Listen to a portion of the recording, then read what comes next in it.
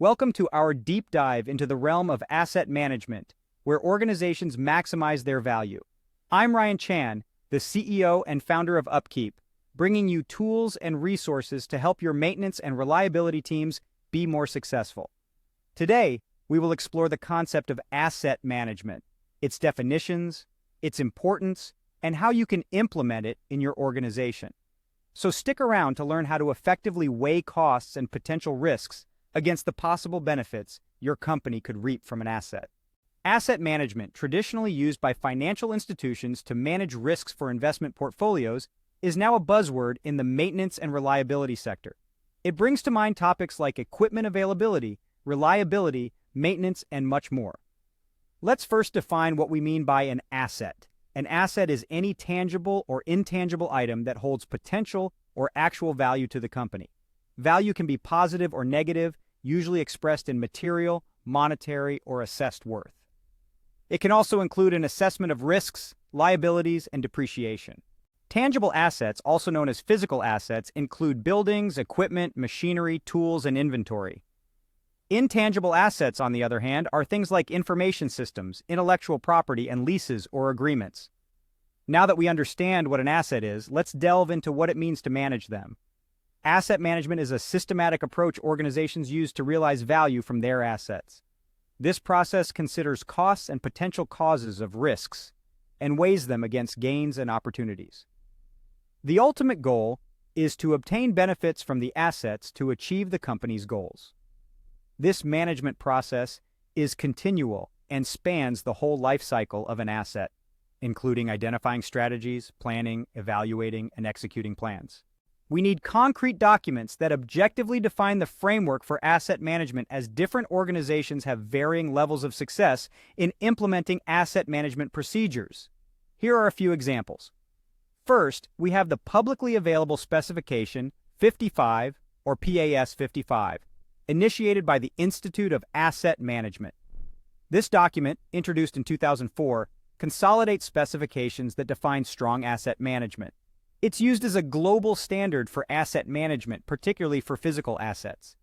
Next, we have the Asset Management Body of Knowledge, or AMBoK, provided by the Asset Management Council of Australia. This document lays out a set of principles that influence an organization's asset systems. Lastly, we have ISO 55000, a series of international standards that describe the principles for managing all kinds of assets. This three-part series provides the framework needed to more effectively manage an organization's assets. It was created with a high-level outlook, involving multiple organizations from various industries. The ISO 55000 was created to be relevant across a broader audience. It's the recognized international standard in asset management.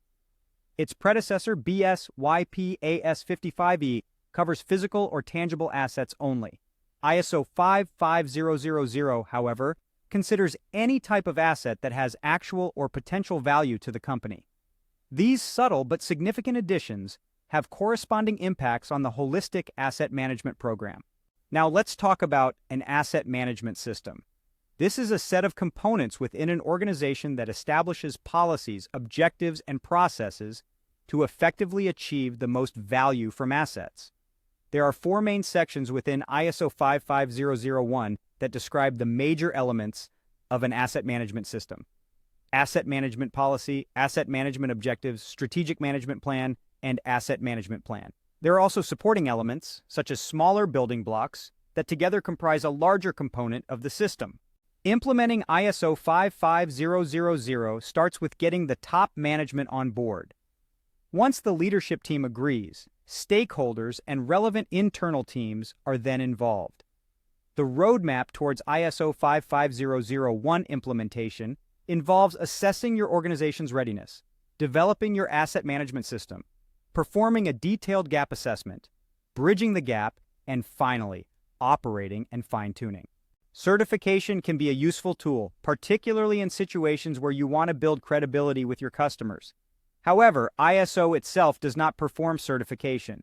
The certification process is handled by a separate entity, a certification body. After selecting a body, you can expect a series of audits that you will need to pass in order to be granted an ISO certified status. Recertification audits are usually performed every 3 years. In that sense, you can think of your certificate to be valid for around 3 years. But remember, you'll get audited routinely throughout the year. There are follow-up audits, surveillance audits, and recertification audits. In conclusion, asset management is a philosophy that any organization can benefit from. More than realizing instant rewards, it promotes a culture that leverages assets through increasing value and managing risks. An international standard such as ISO 55000 provides a framework that companies across various industries can use as a guide to implement an effective strategy. Thank you for watching this deep dive into asset management. We've explored its definitions, importance, and how you can implement it in your organization.